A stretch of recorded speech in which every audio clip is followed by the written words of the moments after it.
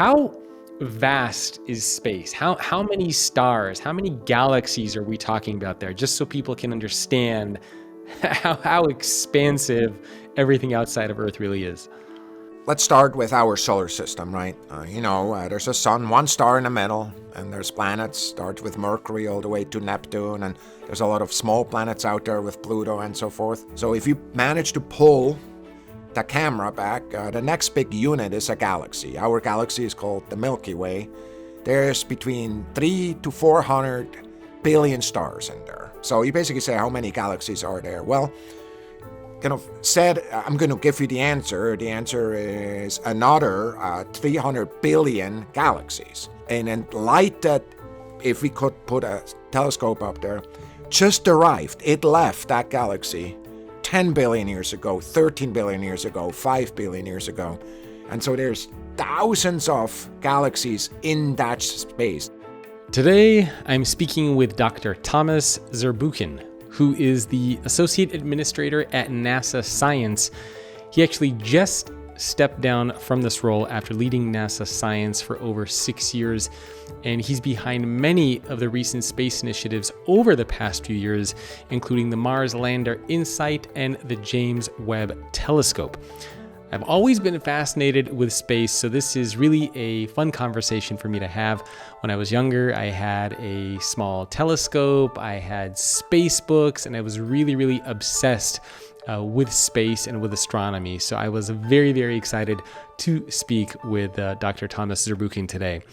We talk about all sorts of fascinating things, including how old the universe is and if there is intelligent life somewhere in space, if we are living in a computer simulation or perhaps a parallel universe, and how big our universe really is. Now, don't worry, it's not all space talk. We talk about a lot of fun business themes as well, including how Thomas makes decisions and deals with failure, the difference between making a mistake versus almost making a mistake, and why it's so crucial to talk about both of these things. You also don't want to miss my bonus episode with Thomas, where he shares why stepping down is a crucial leadership skill and the 2 questions that you should be asking yourself to determine if you should be stepping down. We also look at the difference between approaching a situation when you know what to do versus when you want to do something that you don't know how to do, which, as you can imagine, for NASA happens all the time. If you subscribe to the show, it's only $4.99 a month for Leading the Future of Work Plus, or $49.99 a year. And when you subscribe, you will get this bonus episode with Dr. Thomas Zurbuchen, as well as a bonus episode every single week from one of my amazing guests, ad-free listening, and early access to new episodes. Most importantly, your subscription really helps me bring in more amazing guests like Thomas to the show. So I hope you decide to subscribe and support Leading the Future of Work. Now let's get into the show.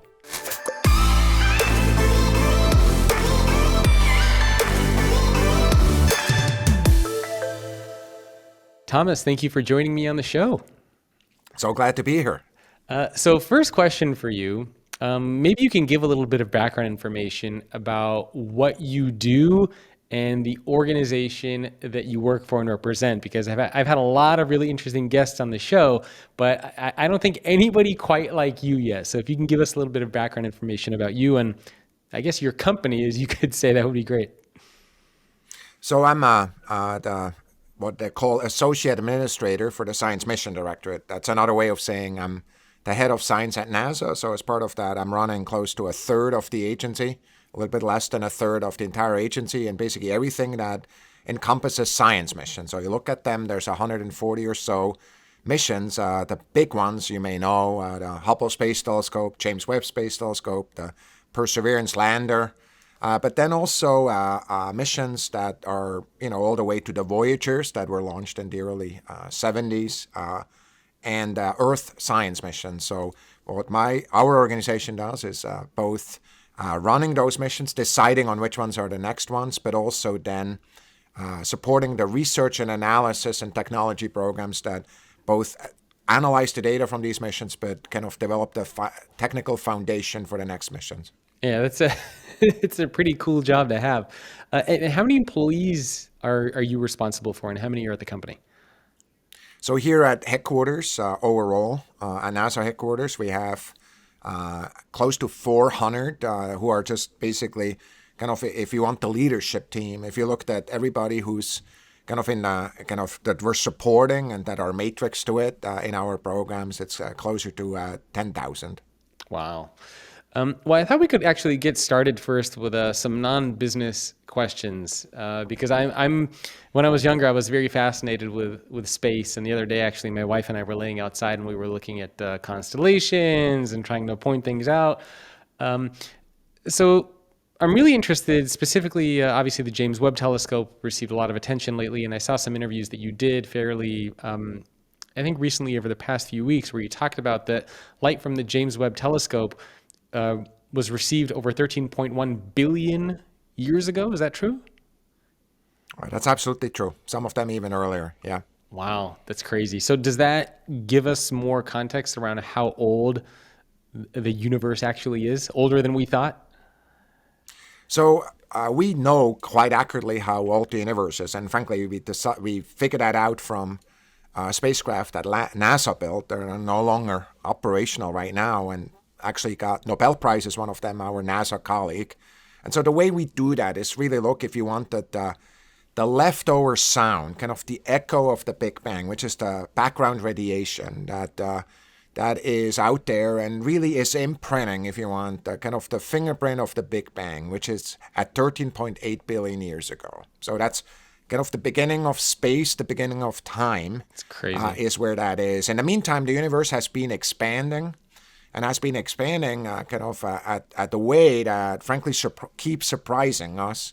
And what we're really trying to learn with the James Webb Space Telescope is going back to the first generation of stars and galaxies, because the stars that are in our environment, and we are kind of, even our star in our planetary system came from stars that were ahead. Kind of the way I always talk about it. I look at the rings on my hands. One of them is gold, the other one is platinum. These materials, we know now with very high degree of certainty, come from merging white dwarfs that are kind of leftover stars that are neutron stars, leftover stars that are coming together and create new materials. So kind of my point is, we're made out. Every atom in our body is at least 1 billion years old. Many of the atoms, all the hydrogen, much of the hydrogen is over 13.5 billion years old. So we're trying to see that first generation of stars. Do you want to learn how to create an amazing corporate culture while avoiding the pitfalls that make for a toxic one? If so, I created a brand new 8-part training video series just for you. In total, it's around 30 minutes in length, and you can get it right now by going to helpmyculture.com. Go there right now before this training series disappears forever. Again, that is helpmyculture.com, and get access to this free 8-part training series on how to create an amazing corporate culture. It's crazy when you think about that. Human civilization is just such a tiny blip on that radar of 13.8 billion years. And it's interesting because the other day I have a 6-year-old daughter, and she likes to read space books, and she's really interested in black holes for some reason.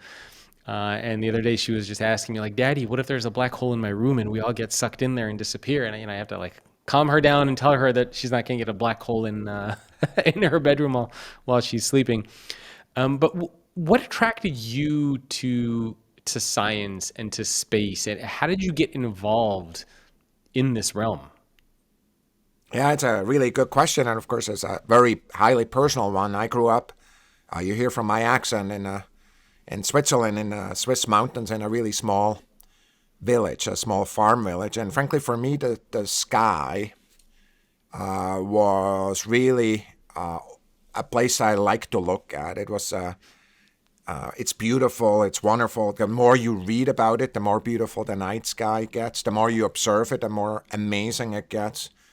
And I always looked at the sky and wondered about looking at the sky from somewhere else, because because I grew up in a highly religious community, but also in a small town.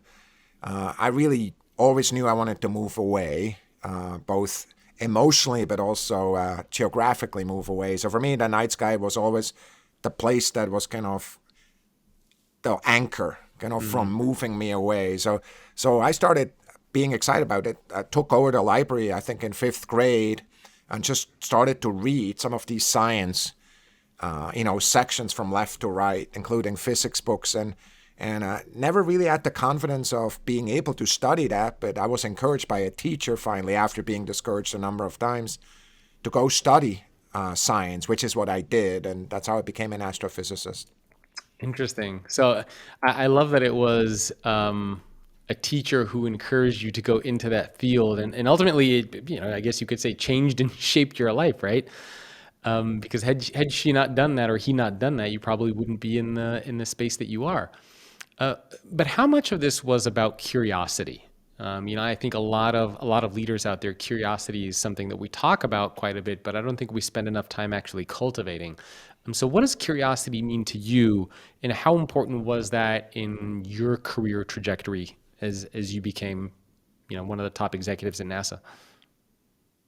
So it's really interesting. At the beginning, I would say I was one of the most curious people, whether it's looking at the sky or looking at the books, reading them, and frankly, I read a lot of exploration stories, like Magellan and, Columbus, all stories that of people who did unusual things. So I love that. And then what happened, I realized that it's as I went through the school system, I asked fewer questions, and I had to really focus on that again, because I really believe ultimately curiosity is really the fuel of innovation. It's asking questions that are out there, reaching into the future with a question, thinking about something that is not yet, or is even in the realm of what many people consider crazy. Asking questions in that space is what ultimately creates a future, that we can manage to pull into the realm of reality through hard work and creative solutions. And I believe that curiosity for people like me, but also I've seen it in business leaders elsewhere. Many of them I sense. It's really interesting. You go into a room full of CEOs and you realize how many of them have already read the papers, because that's what drives them. And that common trait, I just believe, often is common to very effective leaders. What are you still curious about? So if there were some questions that you could answer, or you could find answers to in regards to space, or anything outside of Earth, what are some of the things that you would like to know the answers to? What are questions that you're still curious about? So for me, the first question that I spend a lot of time on here at NASA, and we put a lot of missions in play, is there life elsewhere outside of the Earth? It's a question that we made enormous progress in the last 20 years, right? 1995 was the first observation of planets on the outside of the solar system. In the meantime, we know that basically every star we're looking at has at least one planet. By the way, we learned that 5 years ago, just so you know. I mean, we also learned about some of the evolution process. You already talked about, neutron stars and how they relate to gold and platinum and so forth. But we learned all about this. We learned about water on Mars being important in the past, during the time when life formed on Earth. We also learned about oceans in other worlds. So for me, the location of lives have multiplied, potential lives, but we haven't proved that it exists elsewhere. So for me, that's one of them. A corollary to that is there intelligent life elsewhere? And I think it's a really good question to ask. And we don't know unequivocally that there is, but we'd like to know. Yeah, and I like the distinction between life and intelligent life. So life could be something like, I don't know, an amoeba, bacteria, just something. An intelligent life, obviously something that can, think, like humans on another part of the universe or the galaxy.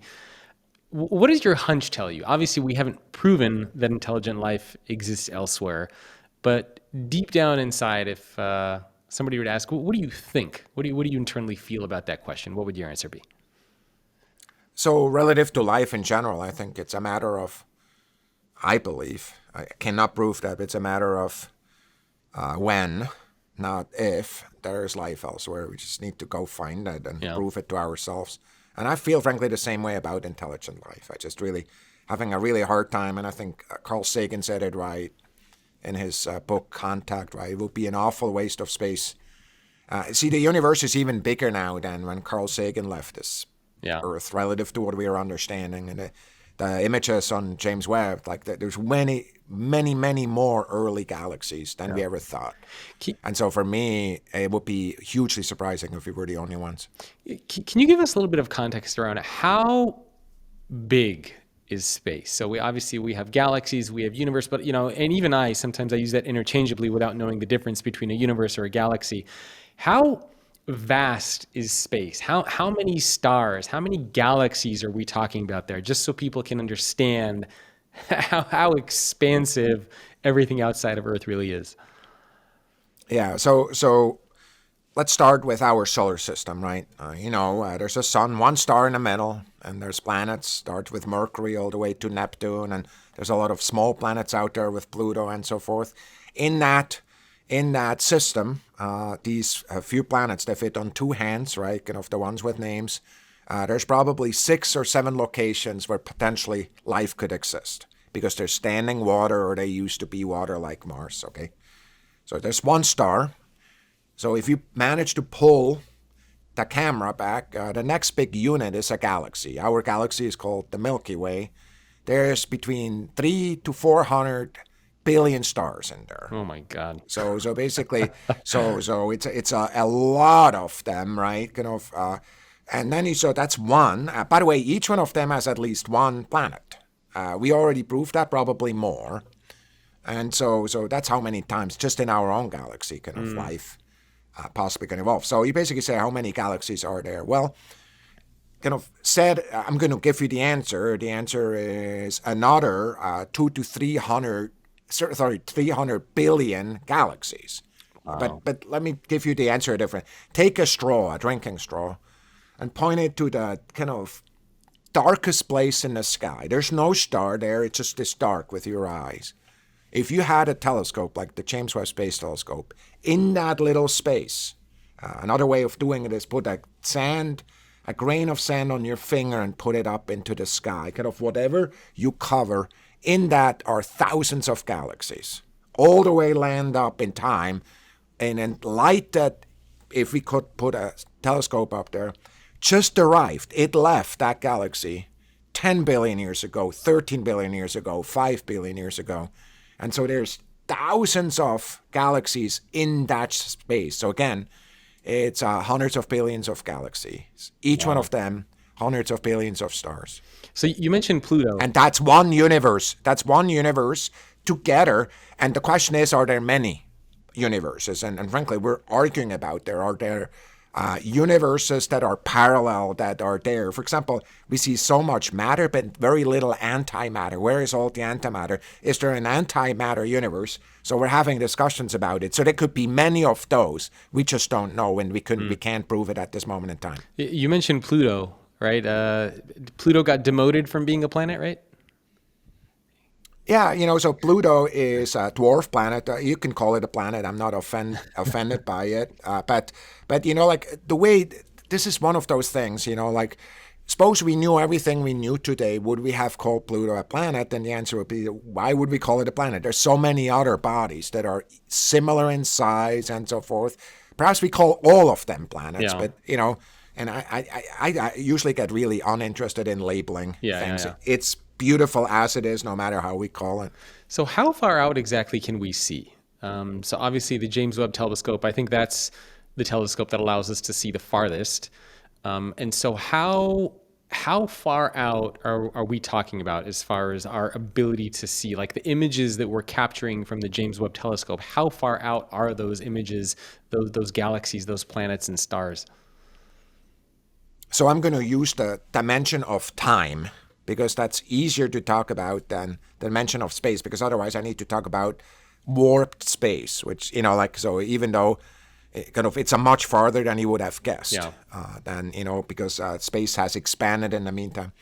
So what we can do, just to give you a feel, right? Kind of to get to the edge of the galaxy is like, all the way kind of across the galaxy is like 100,000 years. So light can go one place, come out the other side as 100,000 years. Just to give you a comparison, for light, if you look at the sun right now, and you see light, that light left the sun between 8 and 9 minutes ago. So time and distance relate to each other. Okay, 100,000 years across the galaxy or so. So we can go up to, right now, we believe, there's publications with the new James Webb Space Telescope, up to 13.5 billion years back in time. So it's close to 300 million years after the very beginning, right? So kind of, it really is the first generation. And we're just, by the way, this is just the first data we've taken. We have not even tried to go as low as we possibly can. But that's where we are, kind of between 300 to 500 million years from the very beginning is where we see the first galaxies now. And there's just red specks that are there. And frankly, a lot of people are excited worldwide about these red specks. Not to kind of geek out more on science, and people listening can probably tell I get very excited about the space stuff and learning these things. If you could even see to the beginning, like past 13.5 billion and get to 13.8 billion, like kind of the beginning, what would you see at the beginning if you could?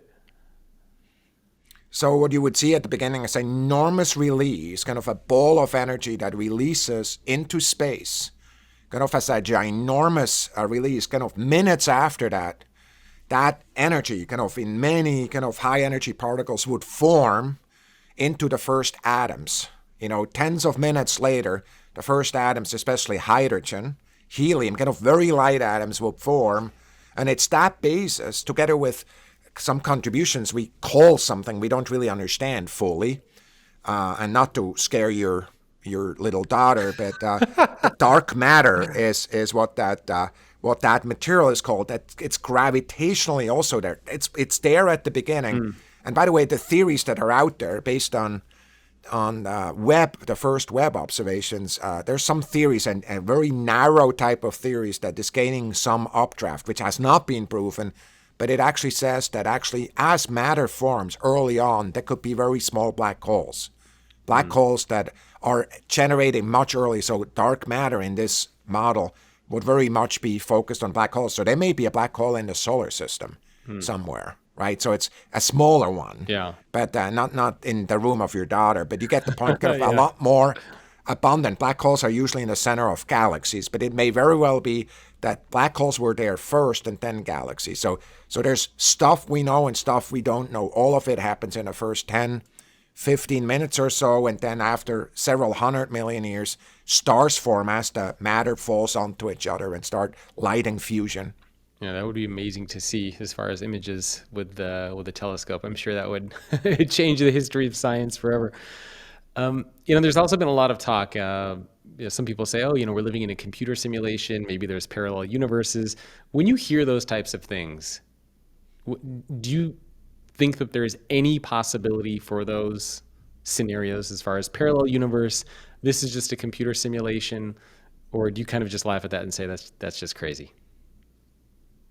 Oh, I don't laugh at it. I think it's very much reasonable that could be the case. I don't know. I mean, it's kind of the question is, how do you prove it? Yeah.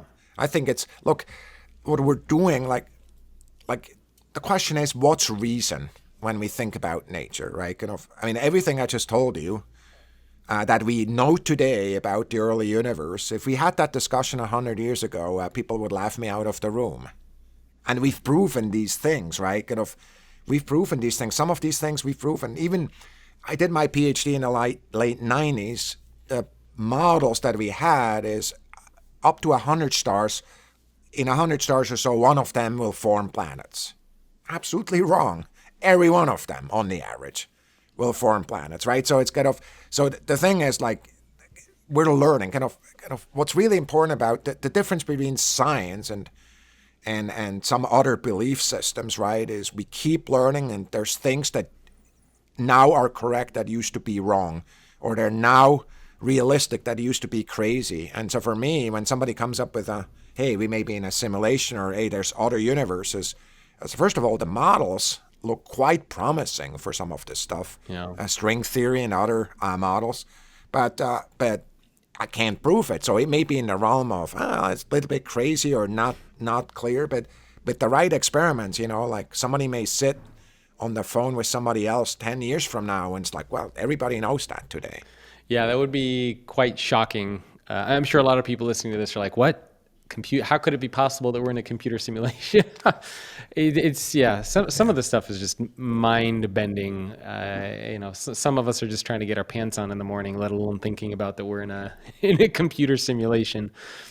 When you look out, during the course of your career, is there still something that you are shocked and amazed by, where you're just like, I can't believe that that's true, or I can't believe that, whatever, XYZ?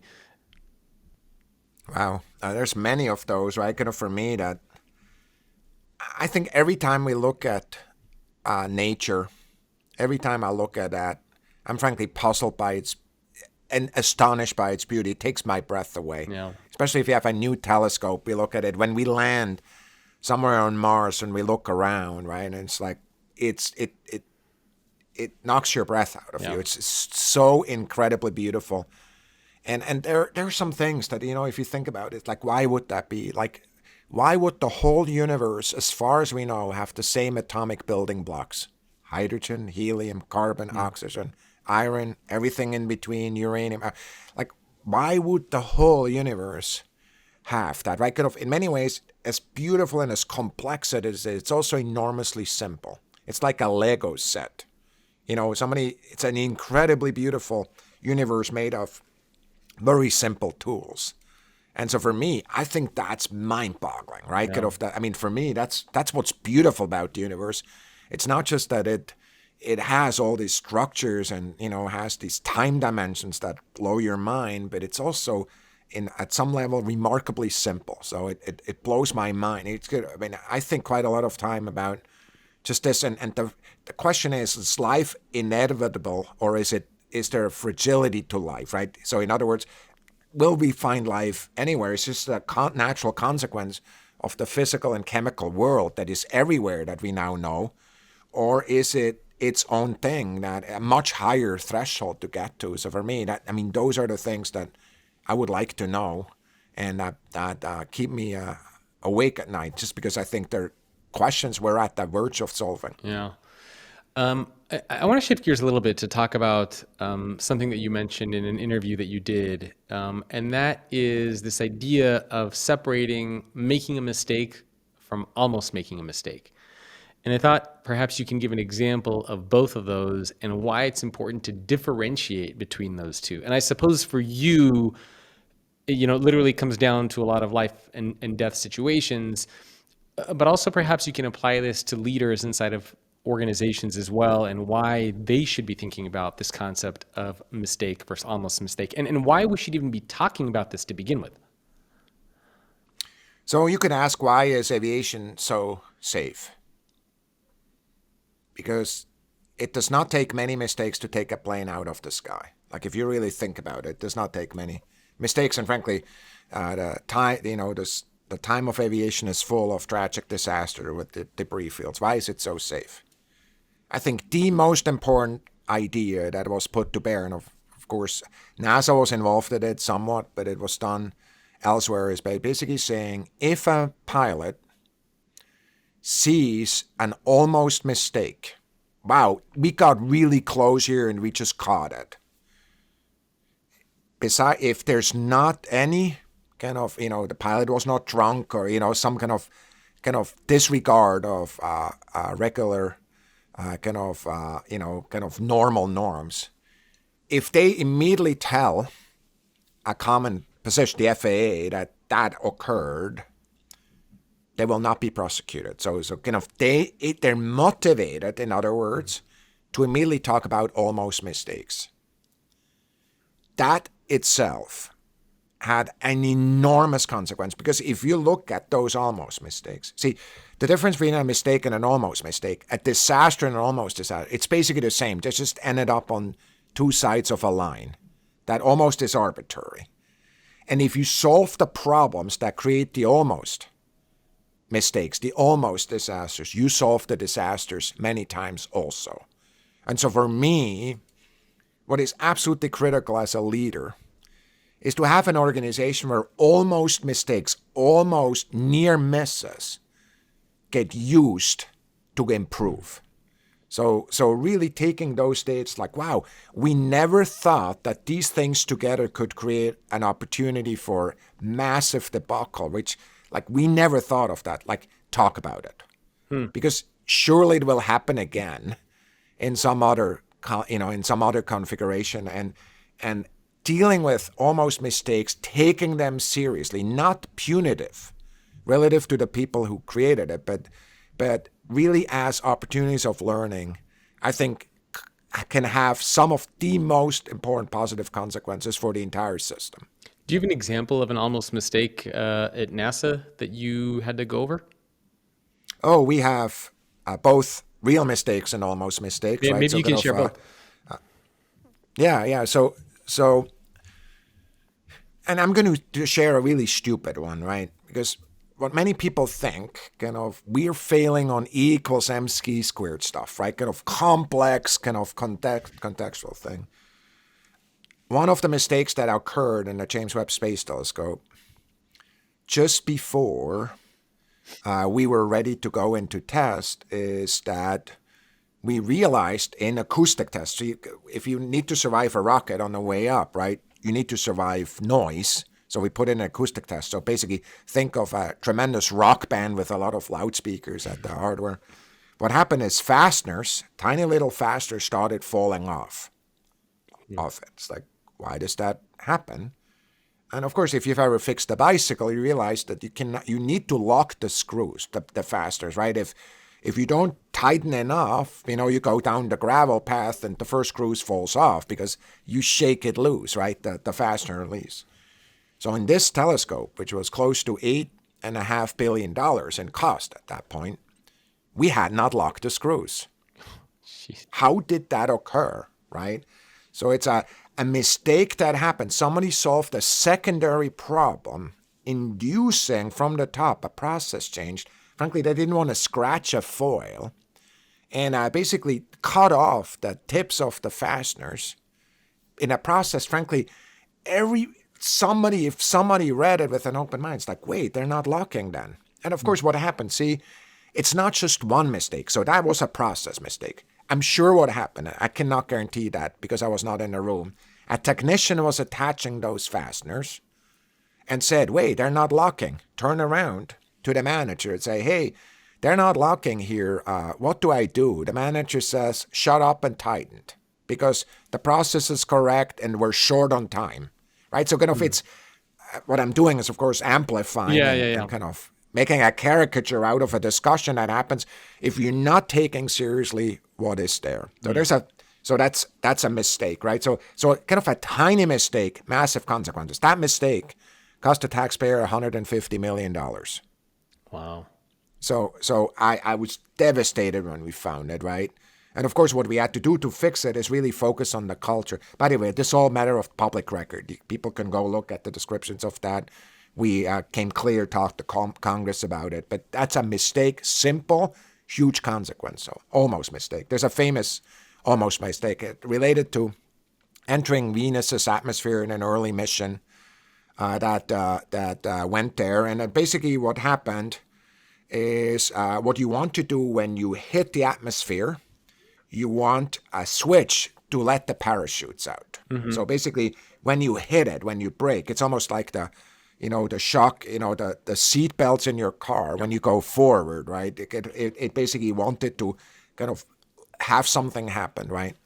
Now, when you do that, it's important which way the sensor is in, because if it's backwards, pushing it does not release the parachute. It just pushes against metal, so it needs to be the right way.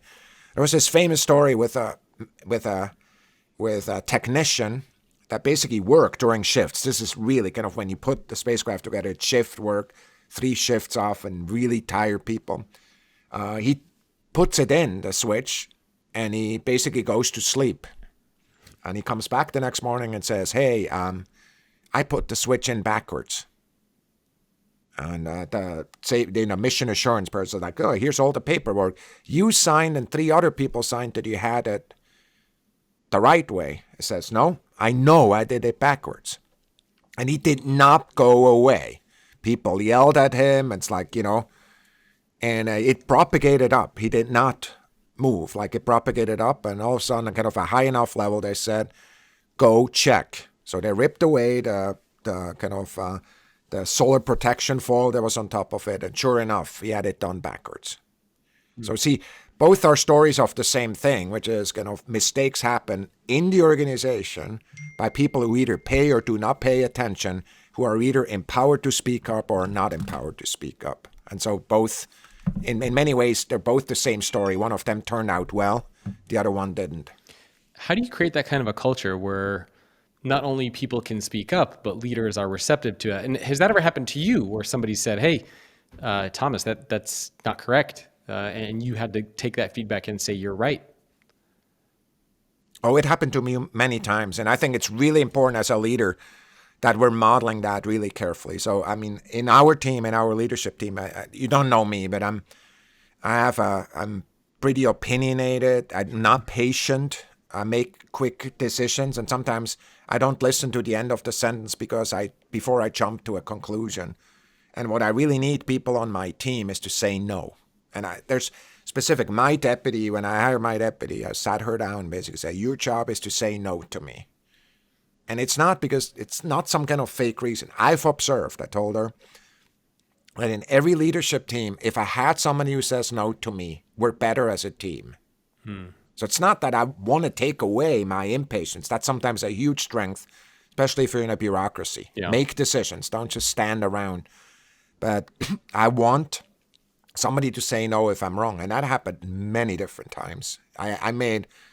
We would have made stupid decisions here and there if she didn't say no. In many cases, by the way, was right.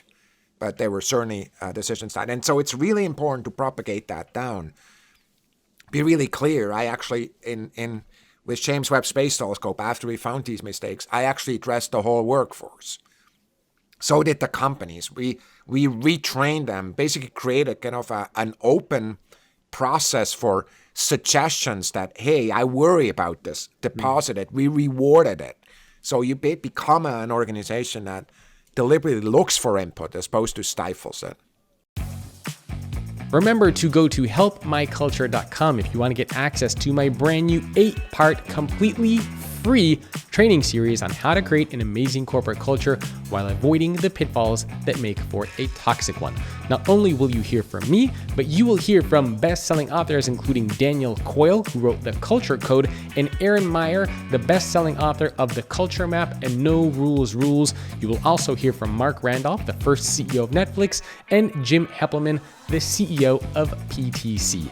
Again, you can get access to all of this completely free by going to helpmyculture.com. I hope you find the video training series useful. I suppose that requires a certain level of vulnerability, right? A certain level of vulnerability on behalf of the leader to acknowledge, I don't know everything, I can't do everything. Sometimes my decisions are going to be wrong. Sometimes I will make the wrong choices. And that's not something that a lot of leaders are oftentimes very comfortable with because it can potentially show weakness or insecurity. So how do you, has that ever crossed your mind, by the way, of, I shouldn't say no or admit to a mistake because people might question who I am? And how do you think about vulnerability in leadership? So I actually think kind of as I got older and kind of more understood that I could do certain things, that I'm better. I'm making experiences, the more I got comfortable being vulnerable. And I really think it's critical as a leader, especially if you want to be at the top tier of leadership, kind of really building impossible companies, impossible teams, right?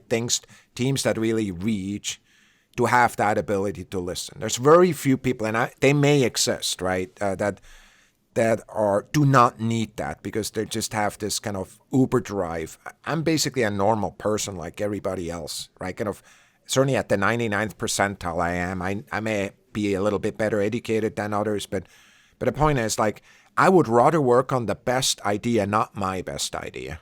I would rather do the right thing, not what I just thought right now. And if you communicate that, it's enormously empowering. Frankly, it's a lot easier to hire. Your voluntary turnover and your team goes down because people actually feel engaged in decision making. And, I'm really watching those things. Frankly, in my entire organization, I know the voluntary turnover by your code, right? Because bad leaders light up like a sore thumb. Like, if everybody underneath them constantly, it's like either that the purpose is not clear or we just have a bad leader. So let's go figure out which one it is and fix it. So for me, it really is doing that kind of, yes, vulnerability it takes courage. But see, security, I believe, is not, kind of being certain of yourself. Kind of for me, is not about not having any weaknesses. It's knowing my weaknesses and being okay with them. I know that, okay, I'm not that good at this. Help me, right? But so that is really what ultimately projects, being certainty and security and is inspiring others, not kind of standing on a throne or sitting on a throne directing people with a golden stick. Yeah, no, that makes a lot of sense. How do you deal with mistakes? So when a mistake or a failure occurs, and actually, I'm really curious. Obviously, you know a lot of people in the business world. You work with a lot of people in the business world. Do you notice a difference between how you and your team approach decision making and things like mistakes versus how traditional business organizations approach these things, or leadership for that matter? So yes, I've observed that there's many different approaches to mistakes, and very often these approaches kind of correlate with the innovative potential of an organization. So, iteration and innovation go together. You cannot be an innovative organization without ever making a mistake. Kind of, I call it iteration, kind of without having to reset and say, hey, that did not go exactly like we hoped. And so for me, like, I think you can be an organization that doesn't make mistakes, but you're probably not going to make it long, right? Mm-hmm. So it's much better to build an organization in which you define excellence not as absence of mistake, but as constant learning, constantly getting better, constant improvement, right? And so for me, what drives me crazy is we make the same mistakes over and over. Like, are you kidding me? Like, we're better than this, right? But the first time we make a mistake, like, let's thank the people who found the mistake and let's go fix it, right? Kind of, I really, it makes us better if we do that. And we can innovate that way. Again, we will not be innovative if we kind of shoot the first person to make a mistake, because people will be in a comfort zone, will never leave that comfort zone. And I've seen businesses that are working like this, and I've seen businesses that are the opposite, and everything in between. So there's a difference then, you think, between how traditional business organizations versus how maybe specifically NASA approaches decision-making and mistakes. And it seems like in corporations, it's more frowned upon. It's more, dare I say, hidden. You don't want to challenge people. Whereas in NASA, or at least in the team that you've been trying to create, it's the exact opposite. And you want those mistakes to be brought to light. And not even mistakes, but even the almost mistakes, which I honestly have never heard of a business organization talking about an almost mistake, right? They usually just talk about the mistake that happened and how do you stop it from happening ever again? Yeah, and of course, we all have stakeholders, right? I actually felt it was really important, also in my congressional interactions, to really convince people that what we're doing is rocket science. So it is hard. Yeah. And we're going to make mistakes from time to time, because what we're supposed to do is lead. Our taxpayer expect us to lead. And so if we want to see that leadership, that we're no longer, we should invent another logo, because the logo for NASA that I want to work for is one that transcends the boundaries. Like you look at NASA, there's this thing that goes beyond the circle, right? For me, that's what NASA is about, is going beyond the boundary. And so for me, that's there. Now, I understand if you have stockholders. By the way, there's CEOs. I listen to podcasts such as yours and yours also, right? There are people who are quite comfortable talking about, hey, I got this wrong. There's people, the late Steve Jobs was a lot more comfortable talking about mistakes than the early one, as are others, right? It's like, wow, I really got this wrong here. And but the ones that do that really have celebrated or kind of accepted mistakes, like the early SpaceX, right? Kind of one rocket blew up, second rocket blew up, third rocket blew up, fourth rocket flew, right? Mm-hmm. And so for me, that's the path to success, right? Kind of the early SpaceX. There's other companies who are doing similar things, and we really feel it's necessary in our kind of environment to accept that. I worry sometimes that actually at NASA, as we get older and get kind of also a big kind of at times more bloated organization, that we lose the ability of experimentation, lose the ability of iteration, and we are trying to over-design and kind of get to a place where we do very few things in a very expensive fashion because we're so worried about making mistakes.